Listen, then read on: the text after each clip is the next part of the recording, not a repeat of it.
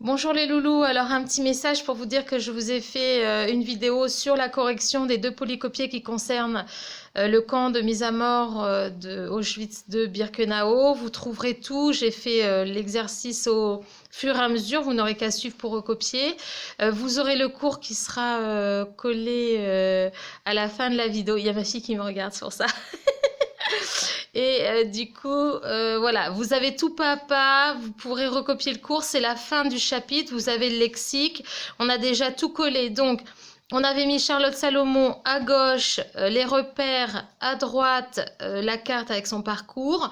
Vous tournerez votre cahier. À gauche, il y aura Auschwitz 1 avec le tableau. À droite, Auschwitz 2 avec les dessins de David Holler. Vous tournerez votre page. À gauche, vous mettrez le lexique et le bilan d'extermination que je vais aussi vous mettre dans la vidéo. Et puis à droite, le cours. Alors, je pense que je suis à peu près claire. Si ça va pas, ben, je suis toujours joignable. N'hésitez pas à rejoindre le groupe Messenger. Ça aide quand le NT bug. Et puis, je vous dis à bientôt. Au revoir les loulous. Bonjour les loulous, alors on se retrouve aujourd'hui pour la correction de travail sur le camp d'Auschwitz de Birkenau, où s'est retrouvée Charlotte Salomon et elle a fini gazée à son arrivée. Et on va voir le fonctionnement de ce camp de la mort, de la mise à mort. On ne verra pas le fonctionnement du camp de concentration, puisque ce n'est plus au programme. Alors on va prendre un certain nombre de couleurs de façon à corriger de façon plus ludique. Alors, rouge, vert, orange, bleu, rose et violet. Et on va commencer la correction par souligner avec les couleurs les questions qui se trouvent ici. Donc, deux photocopies. Alors, deux polycopiés. Donc, je mets ce polycopier là de côté et puis on le reprendra après pour faire le travail. Alors ici, donc la règle évidemment, on va commencer par la question, la première question. De quel endroit parlent les documents? Donc je vais souligner ma question en rouge.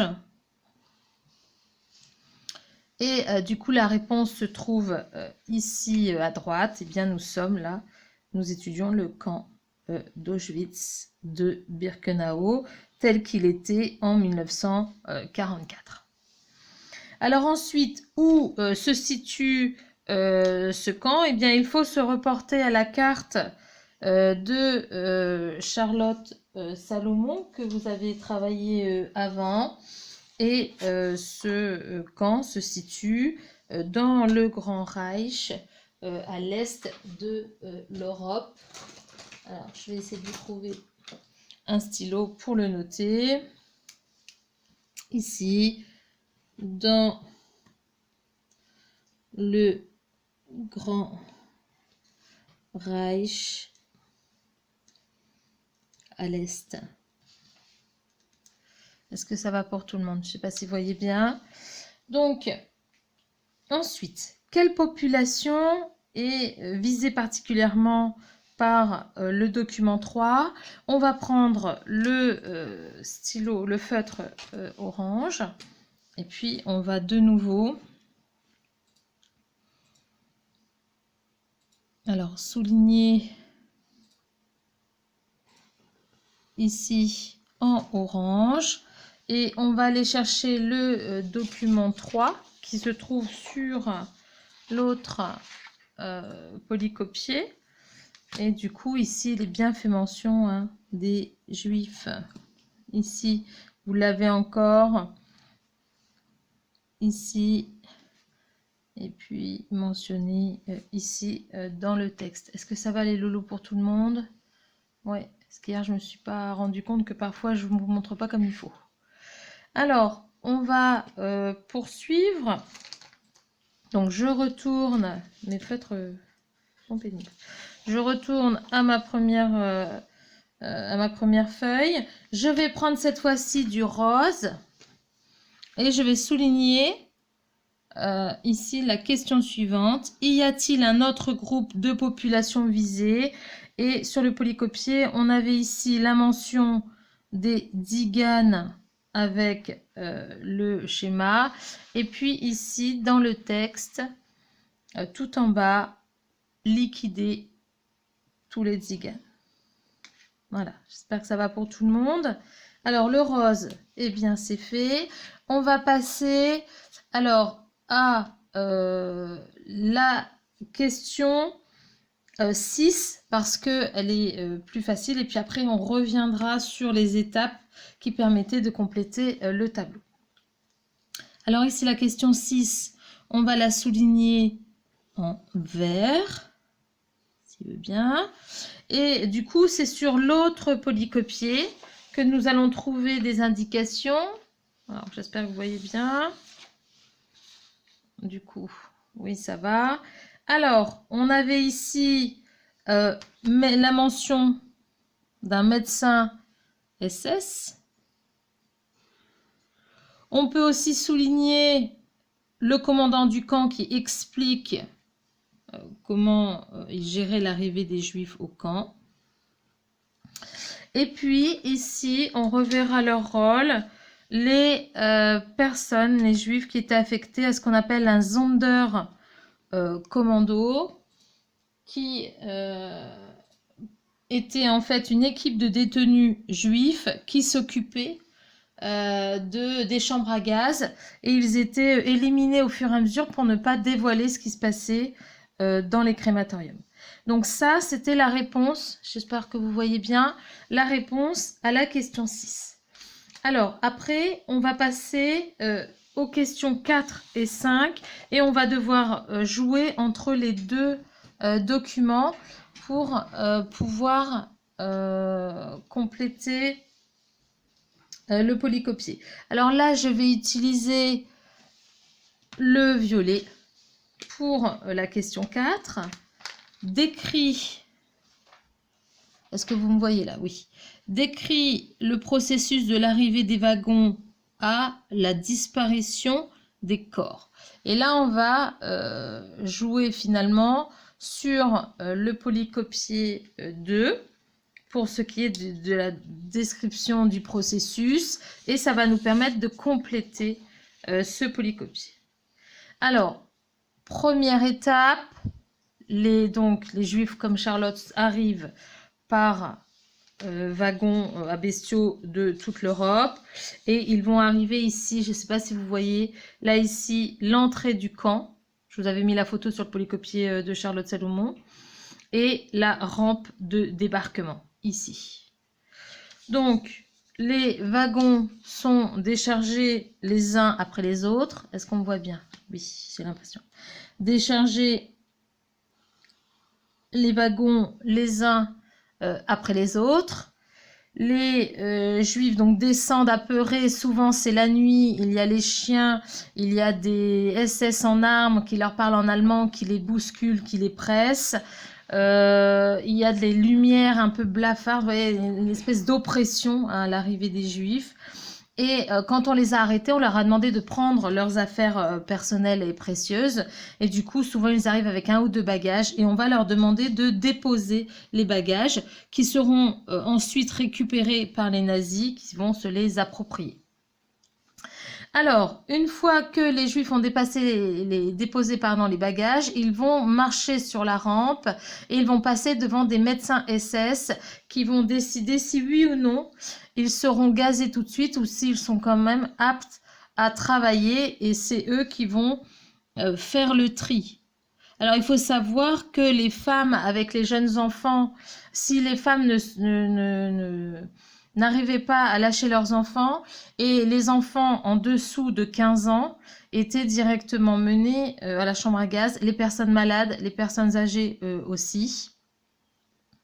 Et souvent, il y a eu des témoignages où les déportés qui aidaient à descendre les Juifs et ceux qui étaient arrêtés des wagons disaient aux jeunes, faut dire que tu as plus de 15 ans, faut dire que tu as plus de 15 ans pour qu'ils ne soient pas gazés tout de suite. Alors, soit les Juifs étaient capables de travailler et donc étaient menés en camp de concentration, Auschwitz I. Donc là, on va faire des petits tirés, puisque du coup, c'est pas notre... c'est pas le processus qu'on doit étudier avec le programme. mais il faut quand même le noter. Et puis de l'autre, eh bien, ceux qui étaient destinés, est-ce que vous me voyez toujours? Oui. Destinés à l'extermination, eh bien, étaient conduits vers les crématoires. Voilà, ça, c'est le début du périple. Alors, on va prendre les images. Ces images, elles ont été dessinées par un monsieur qui s'appelle David Holler, qui était un déporté juif, qui a été arrêté et qui est le seul survivant des Sonderkommando, puisqu'ils étaient, je vous le rappelle, éliminés au fur et à mesure. Et quand il a été libéré, il a fait des dessins pour raconter ce qu'il a vécu et ce qu'il a vu. Et il a fait, c'est le seul à avoir fait ici le schéma d'un crématorium. Donc on sait comment ça fonctionne grâce à lui, par ses dessins que l'on va voir au fur et à mesure. Donc l'idée, c'est de retrouver quelle lettre va avec quel dessin, ou plutôt quel dessin correspond à quelle lettre. Alors là, on va prendre son rouge, et puis on va y aller pas à pas. Alors, première image, je ne sais pas si vous voyez bien. Ici, c'est la vue externe et on voit les groupes qui sont encadrés. On voit que c'est la nuit. Il y a des fusils, il y a des matraques. Il y a ici, vous voyez, c'est fermé par des barbelés. Mais de l'autre côté, on voit, alors je vais peut-être rapprocher, il y a un véhicule de la Croix-Rouge. Alors, que ferait un véhicule de la Croix-Rouge dans un crématorium? Eh bien, c'était pour que les gens qui déjà étaient apeurés, affolés, avaient passé 1 semaine en wagon, ne se révoltent pas et pensent qu'on va les aider parce qu'en fait, on leur disait qu'ils allaient prendre une douche, qu'ils avaient été épuisés du trajet. Et donc, c'était pour calmer la foule et qu'il n'y ait pas de mouvement de révolte. Et du coup, les Allemands, les nazis, les SS, leurrer la population qui allait être exterminée. Donc ici, on est bien dans la vue externe. Je suis pas droite, alors je vais essayer, les loulous, ça peut-être mieux là. On va mettre un Q, puisque du coup, ça correspond à la lettre Q dans la légende, vue externe. Alors une fois que les victimes arrivaient, eh bien, on les installait dans la salle de déshabillage. Donc ici, hein, ils vont rentrer, on va faire le trajet, puis ils avancent dans la salle de déshabillage. On les met nus. Alors, il faut savoir que les gens sont très pudiques, qu'ils ont peur, et que du coup, le fait de les faire se déshabiller entièrement, là aussi, évite les mouvements de révolte. Parce que quand on est nu, on se sent humilié, surtout quand on est pudique, et on ne va pas penser se rebeller. Et on voit ici le soldat hein, qui tient la matraque, et puis les femmes avec les enfants, qui sont dans la salle de déshabillage. Alors, la salle de déshabillage, c'était la lettre A. Donc, on va mettre la lettre A. Ici. Donc, une fois que les gens sont déshabillés, ils vont rentrer, entre guillemets, dans la salle de douche, qui est en fait une chambre à gaz. Il faut savoir que les Allemands ont fait des études pour tuer les personnes le plus vite possible et de façon massive avec du Zyklon B. En gros, on va presser le plus possible les gens pour en tuer le maximum d'un coup. Normalement, le gaz Zyklon B fait effet entre 3 à 5 minutes et on attend 30 minutes pour être sûr que tout le monde soit bien mort avant de sortir les cadavres.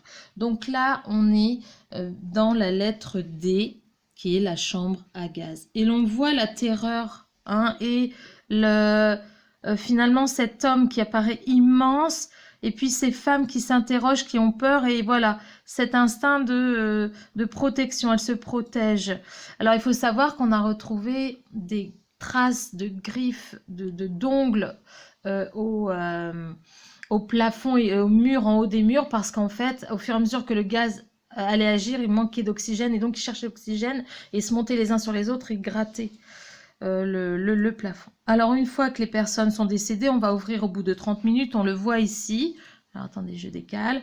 L'ouverture et ce sont ces personnes-là très maigres qui sont les membres des Sonderkommando, surveillés par des SS qui ne font pas le sale boulot comme on dit. Et là, les corps sont tirés pour être emmenés vers le monte-charge des victimes. Donc on va écrire vers, alors je ne sais pas si vous allez bien voir, vers VERS, vers la lettre C, vers le monte-charge.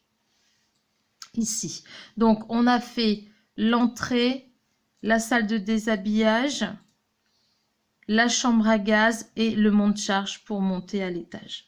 Alors, en attendant de monter à l'étage, vous voyez les prisonniers, on voit bien le corps des déportés, les Sonderkommando vont dépouiller les corps, on ramasse tout ce que l'on peut, les cheveux qui vont servir à faire des abat-jours par exemple, les dents si elles sont en or, les Allemands vont aussi tester la peau.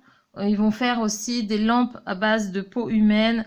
Ils vont récupérer le gras des personnes pour en faire du savon. Rien ne se perd et le corps n'est plus un corps humain, mais un corps qui sert à produire d'autres choses. Donc là, on est toujours vers le monte-charge. Alors, une fois que les corps vont être montés, on arrive ici, vous voyez, devant dans la salle des fours et les Sonderkommando, oh mince, excusez-moi, les Sonderkommando vont enfourner les corps qui sont en tas. On voit ici le monte-charge et les corps sont amenés en face et puis on va à la chaîne brûler les corps et ces corps, une fois brûlés, eh bien, on va voir de la cheminée avec une odeur très caractéristique. Et on disait que les prisonniers du camp de concentration, quand ils allaient travailler, quand ils revenaient, à partir du moment où ils sentaient cette odeur, ils savaient qu'ils étaient entre guillemets rentrés à la maison parce que pour eux, ça voulait dire que la journée terrible qui venait de passer était terminée et qu'ils étaient encore en vie. Alors là, on est dans la lettre H qui est la salle des fourneaux. Alors c'est un processus évidemment horrible à raconter et qui a des lieux bien précis que l'on va souligner en bleu ciel. Alors je vais reprendre, donc tous ces éléments-là ont été dans le tableau, donc vous aurez le tableau dans la vidéo, je vous le mettrai pour que vous puissiez recopier proprement. Donc ici on reprend question 5, où cela se passe-t-il dans le camp, et on va souligner les éléments. Donc on rappelle, les gens arrivent à l'entrée du camp. Ils sont débarqués sur la rampe de débarquement et de sélection. S'ils sont jugés destinés à être tués, ils vont donc prendre la direction des crématoriums, hein, des chambres crématoires. Et puis, une fois qu'ils sont dans les chambres crématoires, ça glisse, pardon, eh bien, ils vont passer par A, la salle de déshabillage, D, la chambre à gaz, et H, donc le monte-charge, puis les fourneaux. Et enfin, pour certains corps, on les brûlait aussi en plein air, parce qu'ils ont essayé d'augmenter la cadence, et donc quelquefois les fourneaux ne suffisaient pas, et du coup ils brûlaient les corps sur les bûchers en plein air. Alors il nous reste pour terminer à faire le chemin dans le crématorium. Donc on va reprendre le stylo rouge. Donc les personnes, est-ce que vous voyez bien? Attendez, je redis toujours la même chose, hein, c'est pénible, excusez-moi. Donc les personnes arrivent, descendent, elles vont passer, donc on est en rouge, par la salle de déshabillage, puis la chambre à gaz, ici. Et une fois les corps sortis, alors là on va le mettre en petit tiré, puisque les personnes ne sont plus vivantes, elles vont passer par le monte-charge, et voilà. On va les faire passer par les fours et puis elles vont être incinérées et on va avoir cette fameuse fumée. Donc voilà pour l'exercice qu'il fallait faire. Je vous mettrai les réponses j'ai préparé le polycopier en pièces jointes, mais vous pouvez corriger de cette façon avec les couleurs. Donc je vous remontre tout doucement. Je sais sais pas si vous voyez bien. C'est pas droit du tout. Excusez-moi. Donc ici, les étapes. Et je trouve que ces dessins sont extrêmement parlants de l'horreur que ce monsieur a connue et des victimes. Le trajet, ça c'est pour le polycopier 2B. Et puis, donc, si je ne vous prends pas la bonne, ça va pas le faire. Et puis ici, nous avons souligné donc dans la légende, est-ce que c'est flou? J'ai l'impression que c'est flou. Et dans le texte. Voilà. Alors, il reste une dernière question qui est en fait un petit peu une synthèse finalement du processus, hein, j'en ai un petit peu parlé. Donc en fait, oui, l'extermination est systématique, et massive et industrielle, puisque d'après le texte, c'est vrai qu'on aurait pu souligner dans une autre couleur. Alors attendez, je vais me dépêcher. On peut prendre un marron. Et là par exemple, donc montre que l'extermination est systématique, massive et industrielle. On peut déjà voilà, souligner ici dans le texte que voilà, ils vont essayer d'améliorer finalement entre guillemets l'élimination en augmentant la taille des chambres à gaz, hein, 2000 personnes à la fois, c'est presque la moitié de la population de Mourmelon. Et puis, si on reprend ce fonctionnement ici, on est bien dans un fonctionnement industriel. De loin, on a l'impression que c'est une usine, avec, comme on l'a dit, le plus possible. On essaie d'entasser le plus possible. On voit ici hein, qu'il n'y a plus aucune place.